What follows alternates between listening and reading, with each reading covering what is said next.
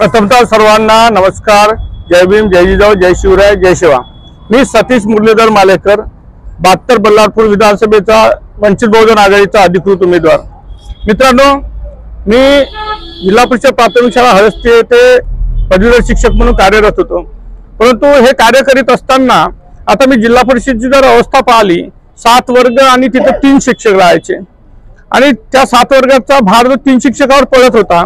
त्यामुळे या देशातील बहुजनांना जे शिक्षण मिळत होतं ते सुदृढ असं शिक्षण मिळालं होतं, गुणवत्तायुक्त शिक्षण मिळालं होतं, ते शिक्षण मिळू शकत नव्हतं। त्यामुळे या शिक्षण व्यवस्थेमध्ये बदल करण्यासाठी, या शिक्षण व्यवस्थेमध्ये बदल करायचा असेल तर शैक्षणिक धोरण आपल्याला विधानसभेत मंजूर करावं लागते आणि त्यासाठी आपण जर शिक्षक या पदाचा राजीनामा देऊन आपण जर राजकारणामध्ये उतरलं तर आपल्या या शाळेसाठी, आपल्या मुलांना गुणवत्तापूर्ण शिक्षण मिळण्यासाठी, गुणवत्तेचा दर्जा उंचावण्यासाठी आपण मदत करू शकतो। विधानसभेमध्ये जाऊन एक चांगलं शैक्षणिक धोरण ठरवू शकतो। त्यामुळे मी या राजकारणामध्ये उतरलो आहे। मालेकर साहेब, बघायला गेले कुठेतरी जे आहेत आपल्याला म्हणजे वंचित बहुजन आघाडीतर्फे जी उमेदवारी मिळाली त्याला फक्त जे कुठेतरी आपल्या पक्षाच्या काही कार्यकर्त्यांनी, नेत्यांनी आणि पदाधिकाऱ्यांनी जे आहे बंडखोरी केलेली आणि अपक्ष भूमिका केलेली आहे, काय वाटते तुम्हाला याचा फटका नाही बनणार का? बल्लारपूर विधानसभेमध्ये वंचित बहुजन आघाडीतर्फे मी एकमेव उमेदवार आहे आणि आमच्या पक्षातर्फे कोणीही बंडखोरी केलेली नाही। त्यामुळे फटका बसण्याची बिलकुल शक्यता नाही। ज्या काही बंडखोरी झालेल्या आहेत त्या काँग्रेस पक्षात झालेल्या आहेत, भाजपमध्ये झालेल्या आहेत, बाकीच्या पक्षामध्ये झालेल्या आहेत। विधानसभा क्षेत्रामध्ये स्थिती आहे अशी, आमच्या विधानसभा क्षेत्रामध्ये कोणी वंचित बहुजन आघाडीकडून उमेदवारी टाकलेली नाही, त्यामुळे आम्हाला बंडखोरीची लागण लागलेली नाही। मला एक सांगा, जेव्हा SC/ST उपवर्गीकरण झालं तेव्हा तुमची स्थिती काय होती? तुम्ही कशा प्रकारे त्या गोष्टीला बघितल्या?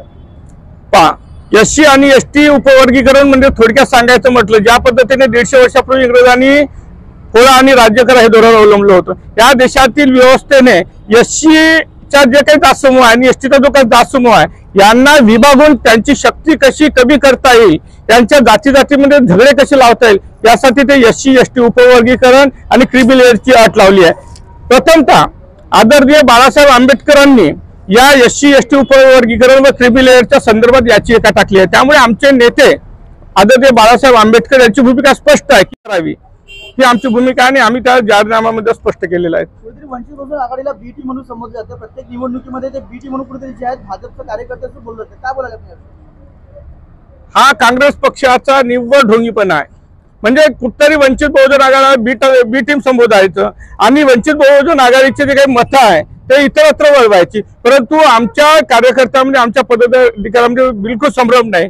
आम्ही या देशातील व्यवस्था बदलवण्यासाठी, व्यवस्था परिवर्तनासाठी आम्ही इथे आलेलो आहे। त्यामुळे हा खोटा प्रचार पसरवून आमच्या कार्यकर्त्यांना संभ्रम पसरवण्याचा हा जो प्रकार आहे त्याचा मी निषेध करतो आणि आम्ही स्वतःच्या बळावर स्वतःचे व्यवस्था परिवर्तन करण्यासाठी, समाजामध्ये आमूलाग्र बदल करण्यासाठी आम्ही लढतो आहे।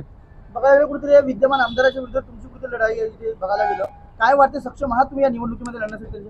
जितना बड़ा संघर्ष होगा उतनी बड़ी जीत होगी। मी माझ्या जीवनामध्ये मी शिक्षक सहकारी बँकेचा सुद्धा अध्यक्ष राहिलेलो आहे। त्यामुळे मला जेवढ्या मोठ्या व्यक्तीच्या विरोधात लढता येईल तेवढा आम्ही प्रयत्न करतो आणि जितनी बड़ी, आपलं पहिलं सांगितलं की जितनी बड़ा संघर्ष होगा उतनी बड़ी जीत होगी। त्यामुळे किती मोठा माणूस असेल, किती मोठा उमेदवार असेल तरी तो फक्त धनशक्तीने मोठा आहे, आम्ही फक्त जनशक्तीने मोठा। जनशक्ती आमच्या सोबत आहे, धनशक्ती त्यांच्या सोबत आहे।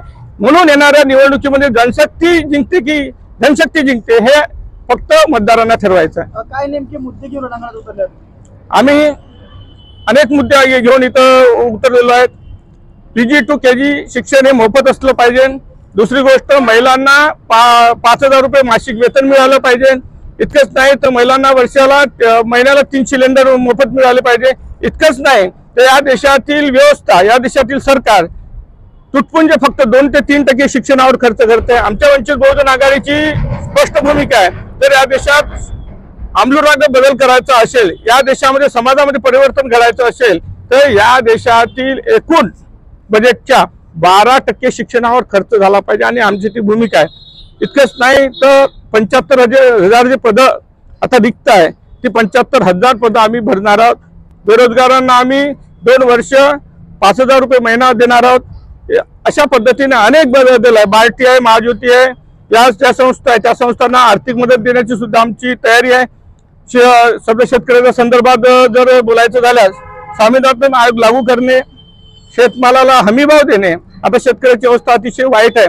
अदानी अंबानीचं 14 लाख करोड कर्ज माफ होतं, परंतु शेतकऱ्याचं 1.5 ते 2 लाख करोड कर्ज माफ होत नाही. हे देशातील शोकांतिक आहे, ज्या देशामध्ये 75% 70% समाज 70% शेतकरी आहेत.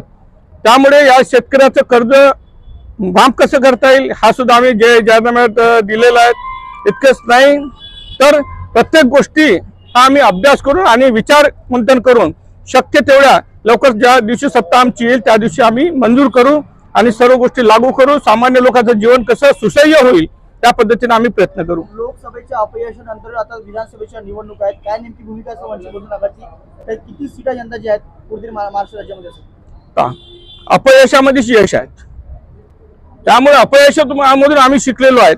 ज्या काही आमच्या चुका झाल्या लोकसभेमध्ये त्या चुका आम्ही त्याचा अभ्यास करून त्या चुका कशा सुधारता येईल याचा विचार करून आम्ही विधानसभेला उतरलो आहे. त्यामुळे या विधानसभेमध्ये 72 बल्लारपूर लोकसभेमध्ये विधानसभेमध्ये आम्ही जास्तीत जास्त मतांनी जिंकू असा आम्हाला विश्वास आहे. कुठेतरी बहुजनांचे कैवारी म्हणून लोकसभेमध्ये कुठेतरी काँग्रेस पार्टी म्हणजे महाविकास आघाडी समोर येते आणि बहुजनांचे कैवारी कुठेतरी बघायला गेलं बाळासाहेब आंबेडकर आहेत. काय वाटते ओबीसी समाजाला न्याय मिळेल का यंदा? आदरणीय बाळासाहेब आंबेडकरांची एक स्पष्ट भूमिका आहे. आताच नुकती जरांगेने ते मराठ्यांना ओबीसी मध्ये आरक्षण मिळावं यासाठी त्यांनी आंदोलन केलं होतं. आदरणीय बाळासाहेब आंबेडकरांनी सांगितलं की मराठ्याचं ताट वेगळं असावं आणि ओबीसीचं ताट वेगळं असावं. ओबीसीच्या ताटातलं मराठ्यांनी अन्न खाऊ नये. म्हणजे अन्न खाऊ नये म्हणजे ओबीसीचं जे आरक्षण आहे त्या आरक्षणामध्ये कोणती हे कमी न करता मराठ्यांना वेगळं आरक्षण देण्यात यावं ही आदरणीय बाळासाहेब आंबेडकरांची मत आहे. दुसरी गोष्ट ओबीसीची जर सुधारणा करायची असेल, ओबीसी मध्ये परिवर्तन करायचं असेल तर ओबीसीची जातीय जनगणना होणे आवश्यक आहे. त्यामुळे ओबीसीची जातीय जनगणना झाली पाहिजे हे सुद्धा आम्ही जाहीरनाम्यात स्पष्ट केलेलं आहे. काय नेमकं आव्हान कराल? कारण की तुमची आंबेडकरी जनता आणि बहुजन समाजाचे लोक यंदा कुठेतरी ठाम निश्चय करून बसलेले आहेत की एक जाण नेतृत्व मालेवार साहेबांना मिळालं पाहिजे.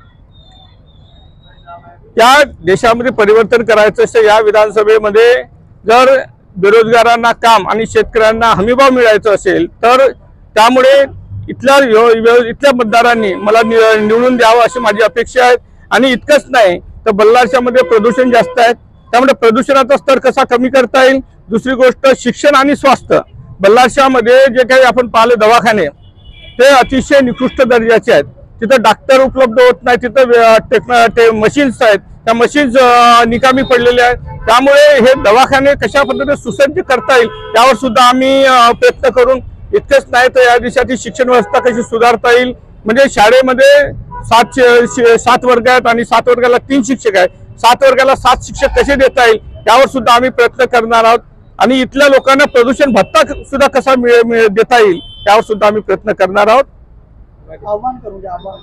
त्यामुळे माझे सर्व 72 बल्लारपूर विधानसभेतील सर्व नागरिकांना असे आव्हान आहे, मतदारांना आव्हान आहे की येणाऱ्या 20 तारखेला मी सतीश मुरलीधर मालेकर या 72 बल्लारपूर विधानसभेकरता उभा आहे. त्यामुळे 20 नोव्हेंबरला माझ्या 6 नंबरवर गॅस सिलेंडर याची बटन दाबून मला जास्तीत जास्त मतांनी निवडून द्याल ही मी सर्व मतदारांना विनंती करतो. धन्यवाद. जय हिंद, जय भारत, जय भीम, जय जिजाऊ, जय शिवराय, जय शिवा.